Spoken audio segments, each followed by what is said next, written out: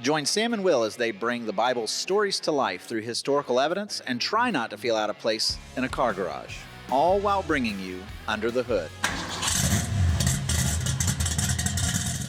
Welcome to Under the Hood. I'm your host, Will. I'm here alongside Sam. Sam, what are we talking about today? Today we're going to be focusing on a school of philosophy that's known as Stoicism. It's been like kind of resurgence of popularity lately. Everybody is reading books about it, checking out Marcus Aurelius's book on this. And one of the things I want to do is to look at what it is, what it teaches. Is Christianity compatible with it? And where is Christianity not compatible with it?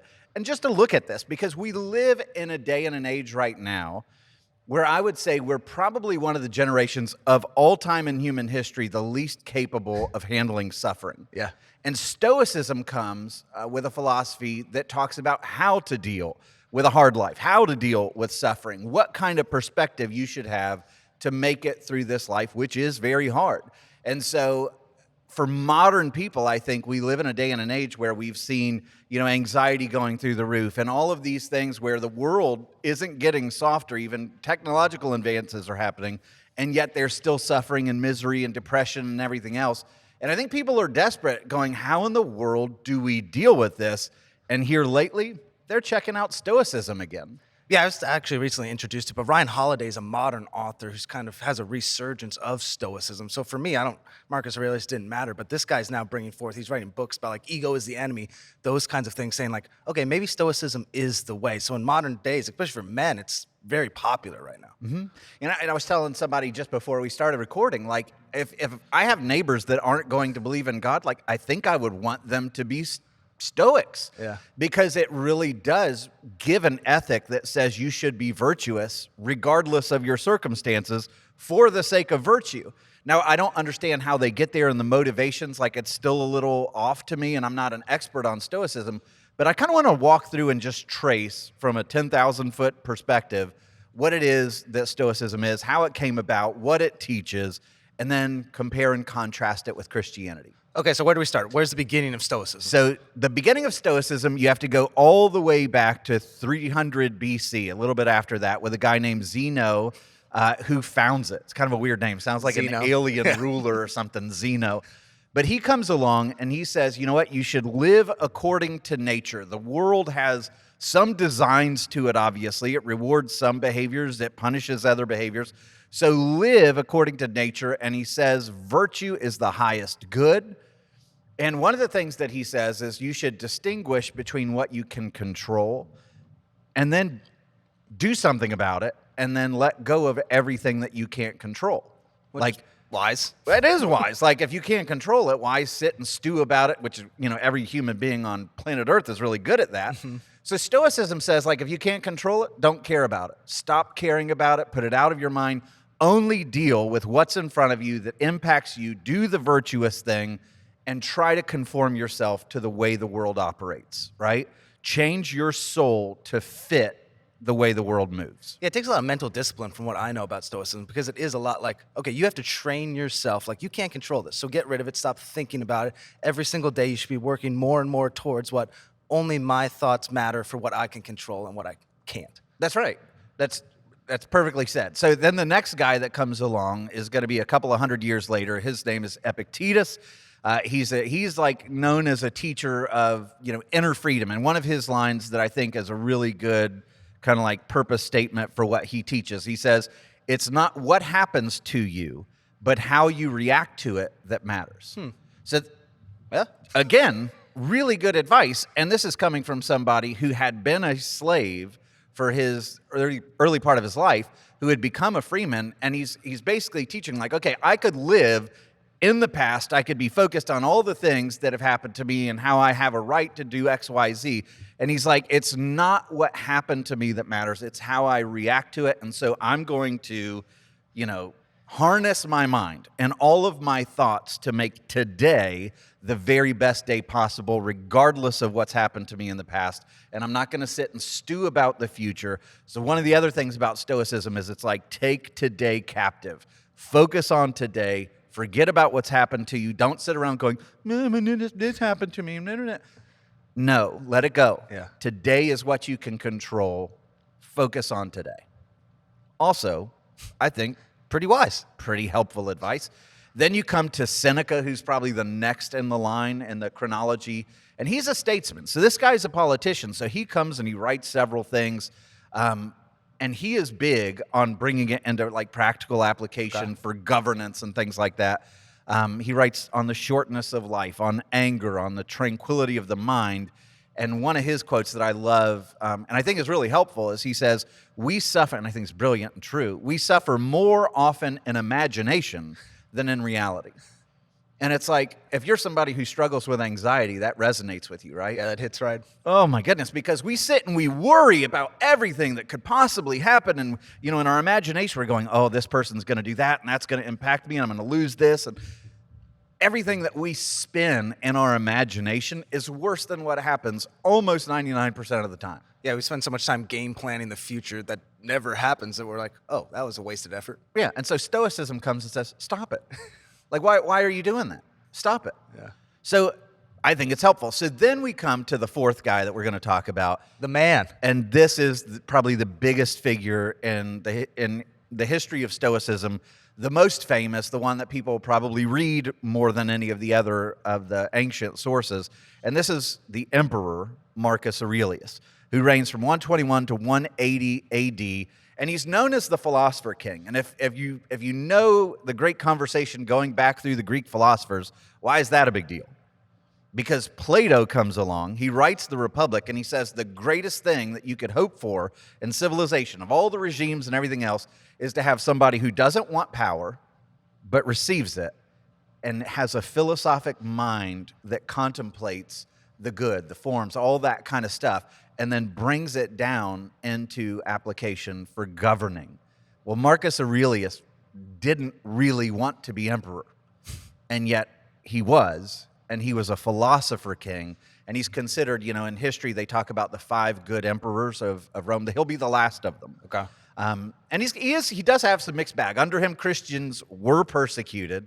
There was a bout of persecution that broke out. A lot of people say that he didn't order it. It just happened while he was emperor.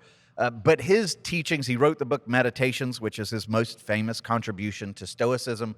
And so that is what we're going to look at from his perspective, which is a treasure trove of Stoic thoughts. And most importantly, he's the first emperor and gladiator, right? He is. Very good. So for those who aren't a part of the great conversation but watch movies, this is our guy. Yeah, that's true. And his son is Commodus. So like in the movie, Yeah. you see Marcus Aurelius. This is totally throwaway, but the fictional stuff, in that movie, obviously. But his son Commodus was considered by many to be one of the worst, if not the worst, emperor that Rome ever had. He was just as despicable as the movie makes him out to be. He would go down and fight in the gladiatorial arena against people that were, they had to lose or they were injured to lose. He killed tons of his advisors. Like, this guy was a really bad guy. So in the movie, you have Marcus Aurelius, and then his son Commodus is awful. Yes, that is true. But let's jump back to Marcus Aurelius. And I want to kind of paint a picture of who this guy is. So he comes in and he's the philosopher king, and I think probably some of the circumstances that exist in Rome at the time helped to forge him into the Stoic that he was. Okay. Rome at this time, the Roman Empire, gets hit by something called the Antonine Plague. And let me just tell you a little bit about that. Estimates were that it killed 5 to 10 million people. Now, we're talking about way back then. Not a lot of people. 2nd century. There's not a lot of people. You kill 5 to 10 million people. That's amazing. 1 in 10 in the empire's population die. 1 in 10 people. So 10% mortality rate in this plague. In Rome, it said that 2,000 people per day are dying. So now I want you to imagine you're the emperor. This is your reality. He can't control that for sure. Can't control it. This is the mood of your empire.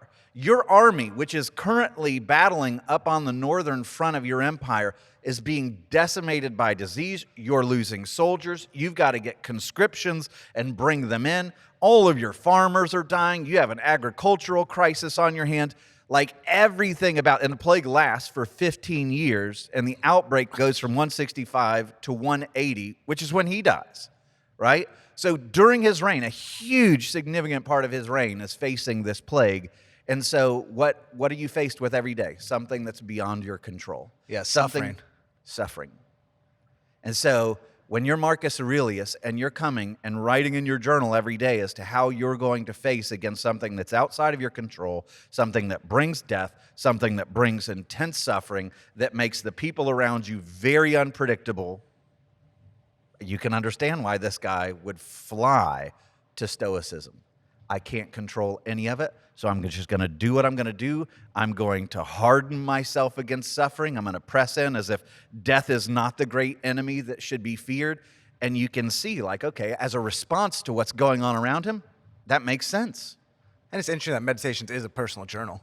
It's a lot like the Book of Psalms with all those writers that you're like, oh, this is just this guy's thoughts. He didn't mean for it to go to us in 2025. It's just like, this is what I'm working through personally and how I'm trying to figure out my crisis. That's it. That's it. And so what it does is the Stoic, in a weird way, it's odd because it forces you to summon up everything from within, right? Like you have the power within you. And yet at the same time, there's kind of this humbling element that's, I'm insignificant. Mm-hmm. Like in the ultimate scheme of things, death is going to win, suffering's going to win. I just need to press into it, do my very best. Virtue is its own reward. And you listen to him say things like this. Alexander and his mule driver were both brought to the same place by death. So the greatest guy of his time and his mule driver. Who no one knows. Same end. Death got them both.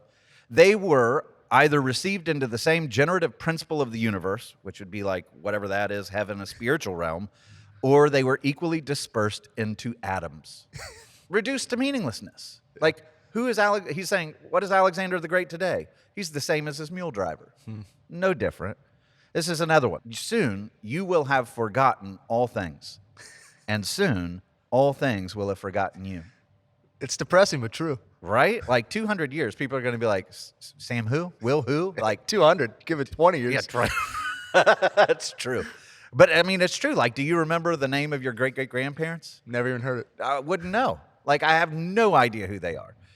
Here's another one. When you wake up in the morning, tell yourself, the people I deal with today, I'm imagining him writing this.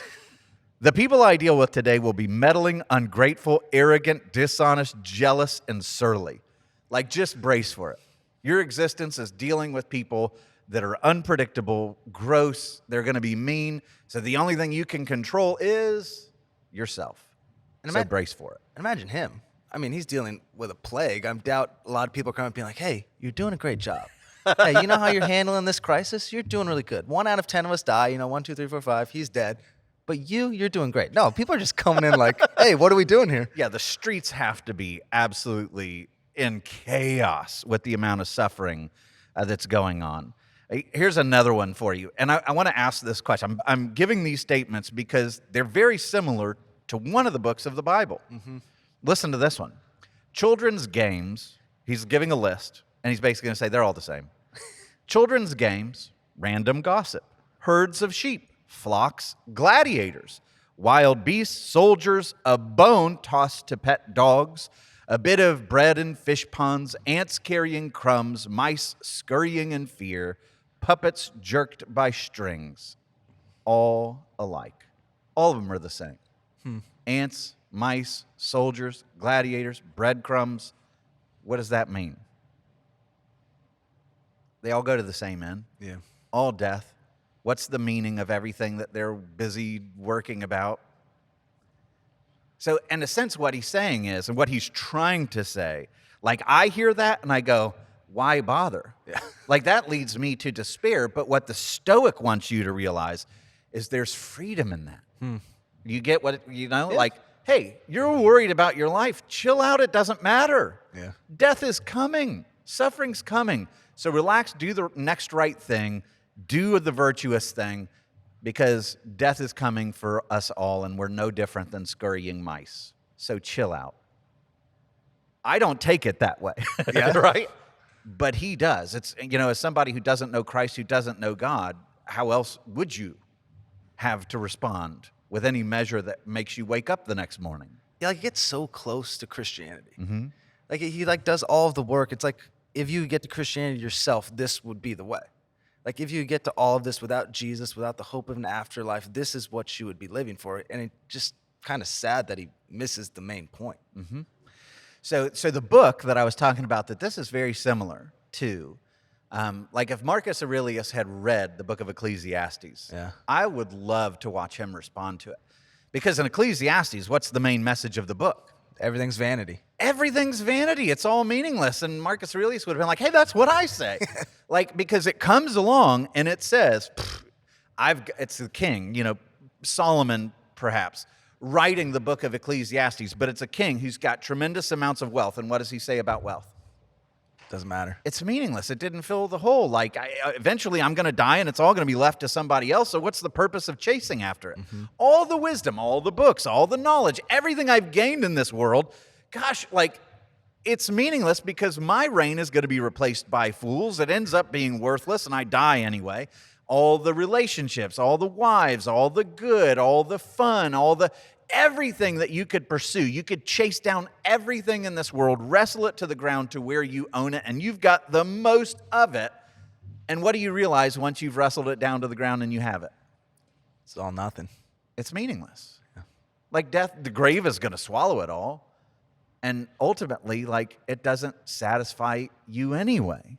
Like the writer of Ecclesiastes has all this stuff, and he's like I kind of wish I would have never been born. And the reality is, when you look at the people that have the most, that are the wealthiest, when they finally get everything they've ever been striving for, what's typically the response? This didn't satisfy me like I thought it was going to. Yeah, what's next? What's next? I need something bigger because the hole in my heart, I think, just grew. Right? So one of the key phrases in the book of Ecclesiastes that makes it so brilliant is it makes all these cases similar to the way Marcus Aurelius makes these cases, but it keeps using a phrase again and again. It'll say, there's nothing new under the sun.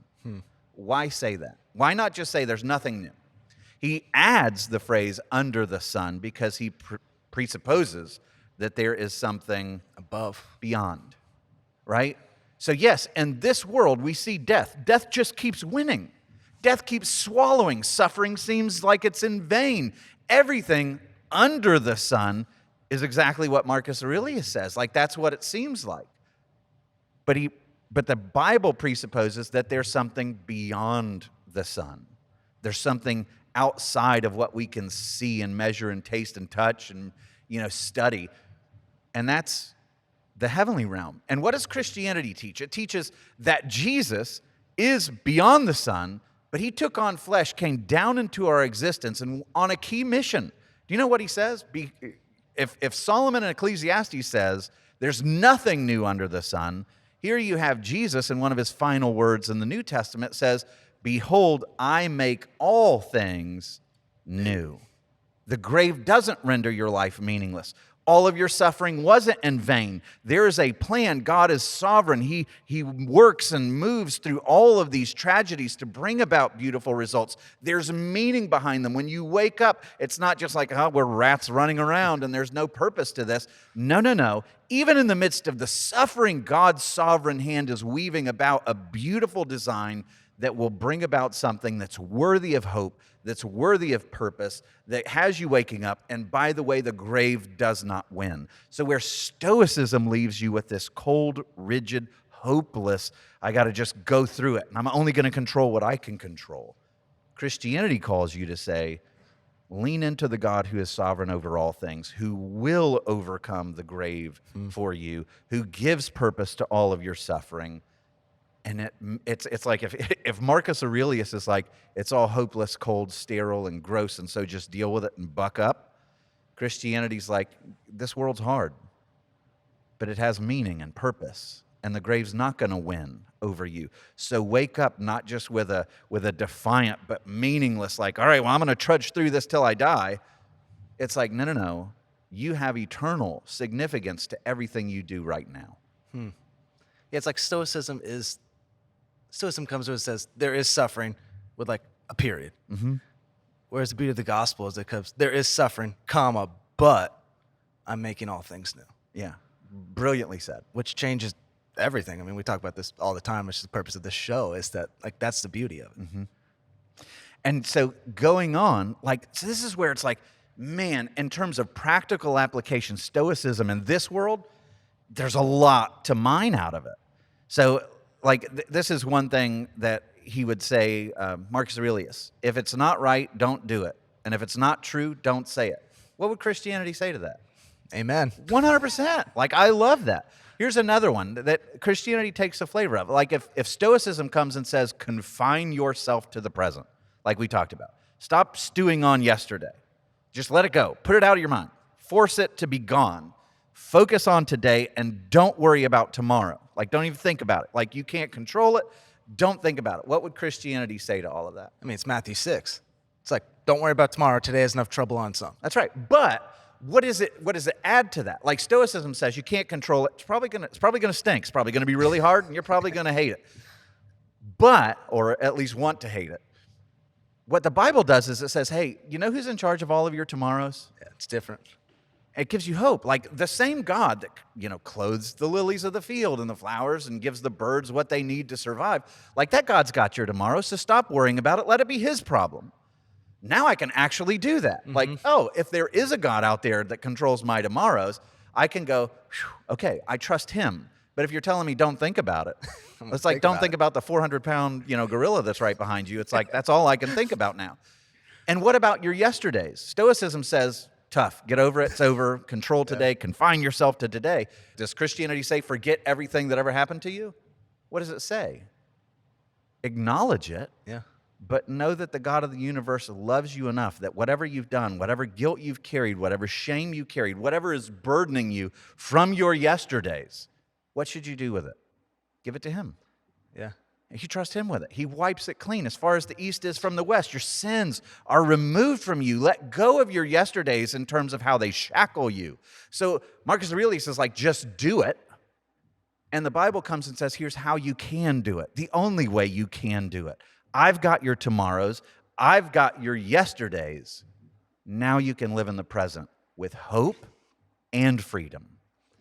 Yeah, Stoicism reminds me of John 15 without Jesus. It's like, abide in me, and I'll produce fruit in you. Mm-hmm. Stoicism feels like I'm just a tree who's like yearning to produce fruit. Like, I'm just trying and struggling my best to do it.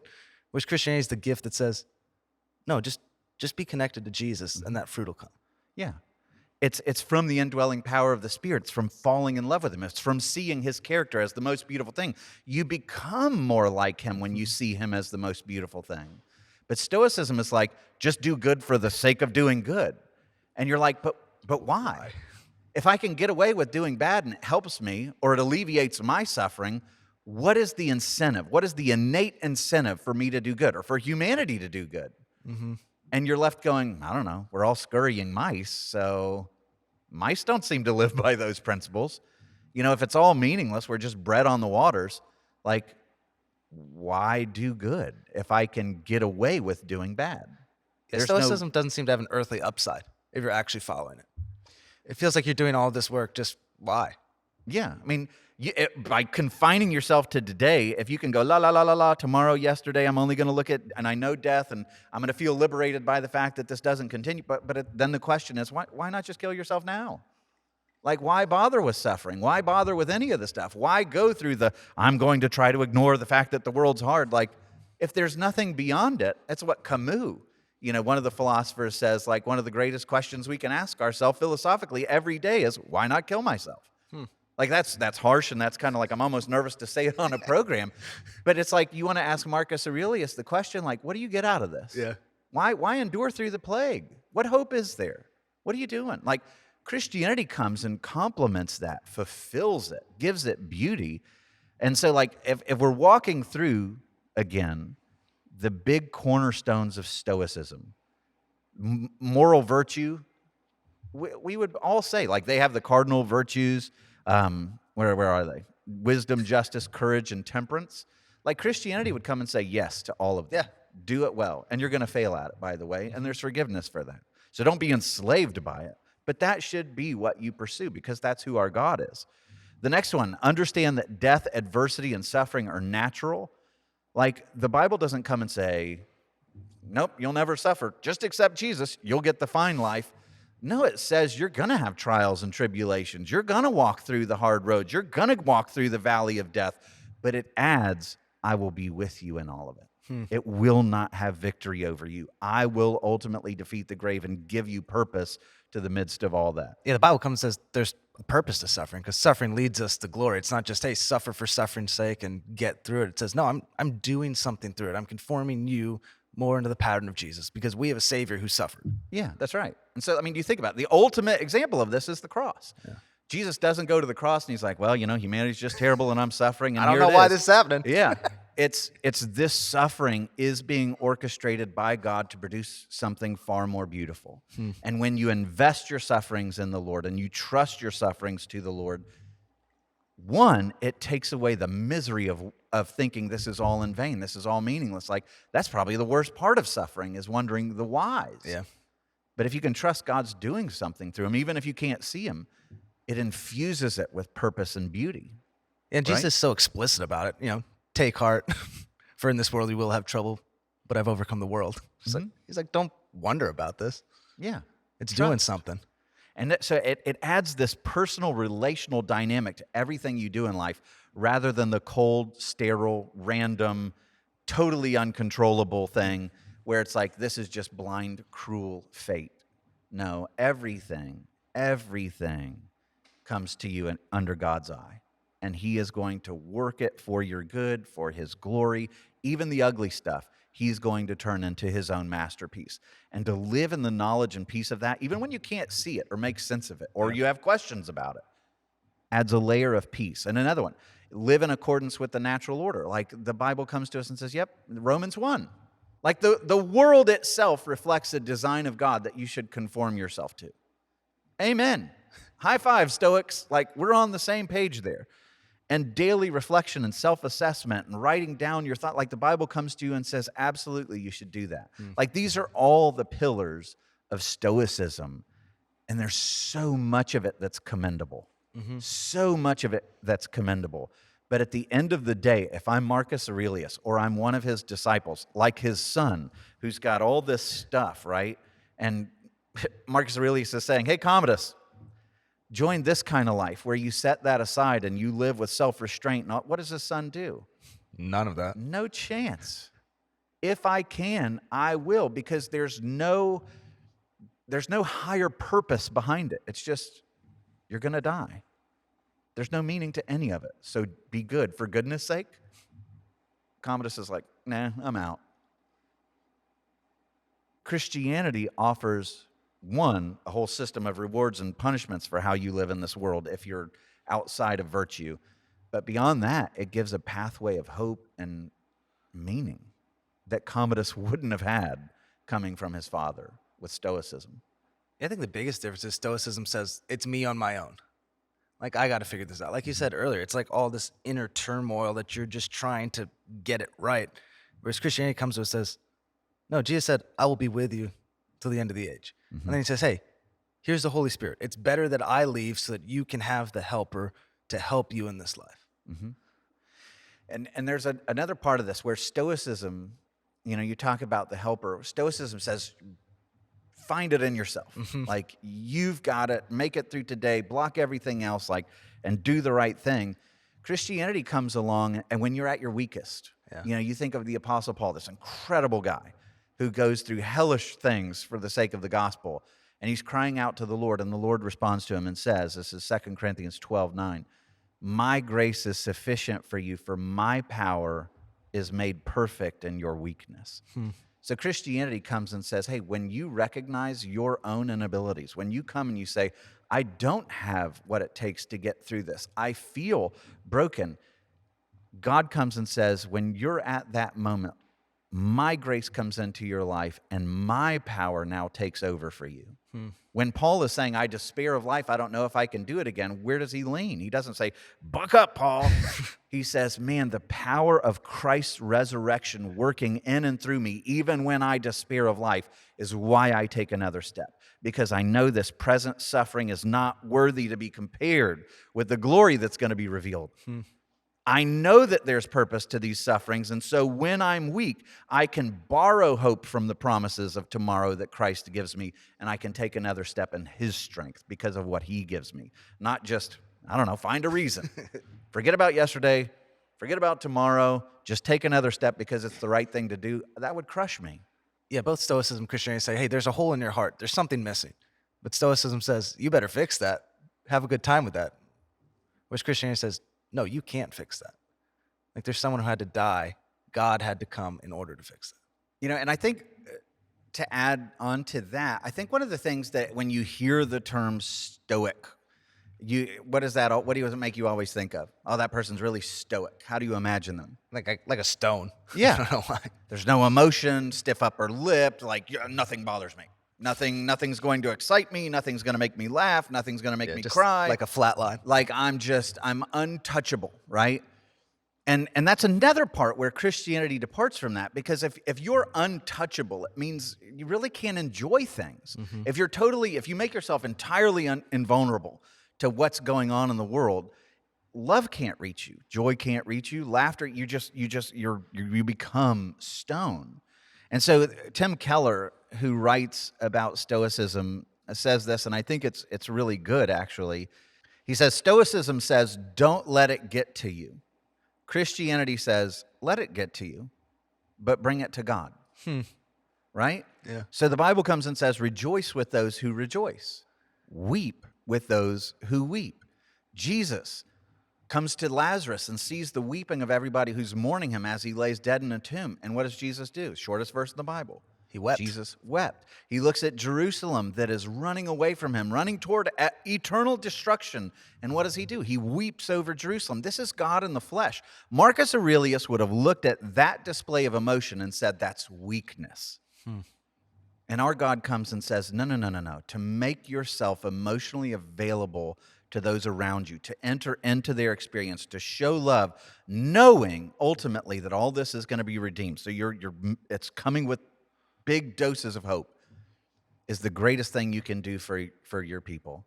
There is no greater love than to lay your life down for your friends. We have a great high priest, Hebrews is all about this, who came into this world to do what? To suffer through all the conditions that we suffer, to know what it's like to be betrayed, to know what it's like to weep, to know what it's like to be alone, to know what it's like to be poor, to know what it's like to be homeless, to know what it's like to go through everything, the kind of things that we go through. Why? So that when we're in our tears and we're praying out to God, he's not a stoic God up in heaven going, I do not relate, I am totally without this, I cannot empathize with you. No, we have a great high priest who has suffered in many of the same ways that we do, and he's compassionate as a result. So Christianity, in a sense, looks at the moralist side of Stoicism and says, yes, that's virtuous, that's important, do it. And then it adds, here's why you can do it and how you can do it. And then it just infuses all of it with beauty. And so Stoicism is left radically incomplete, not only for this life, but the reality is you could try Stoicism as hard as you can, and one day you're going to stand before your Maker, and he's going to look at you and say, you tried to do it all on your own. You tried to meet the perfections of heaven. You tried to be good enough all on your own. And in that arrogance, you now stand before me and say, I'm worthy of you. With no measure of mercy or grace, and you will be found woefully inadequate. You cannot do it on your own. That is the reason why our God sent his Son to do it on your behalf and to free you from what's called the curse of the law, because you can't measure up to it. You can't measure up to the perfect standards of God, and so God made a way for you, and now you know what he requires of you? To just recognize some of the truths that Stoicism, you're going to die. You can't control things. You can't control your eternal fate. You can't add purpose, and you can't be good enough. So humble up. Recognize you're going to die. Recognize that you're weak. Recognize you can't control these things. And rather than shoving it down and saying, but I'm going to deal with it anyway on my own terms, say, man, there's got to be something outside of me that can rescue me from this body of death. And there is. And his name is Jesus. Yeah, that's a beautiful call to the gospel. Yeah. So I have such a heart for the Stoics. Like I feel like one of them. If I weren't a Christian, I feel like I would try my hardest to be a Stoic, and I would be miserable at trying to figure it out, because at the end of the day, I just don't see how it stands. Yeah. I don't get the purpose or the reasoning behind the why. Why continue in this? What is the reward? What's the meaning? There isn't one. And even Marcus Aurelius himself says, you just dissolve to atoms. You're no different than the bread on the pond. Yuck. Christ offers a much better picture. Yeah, I just want to give the Stoics a hug and say, hey, come meet Jesus. Amen. Amen. So, big hug to the Stoics. Check Jesus out. Yeah. So I think we'll leave it there for this episode. So thank you so much for watching. Join us again as we go into another biblical topic. Don't forget to like and subscribe. We'd love you checked out some other content we have. You can find that at sunlitstudios.com.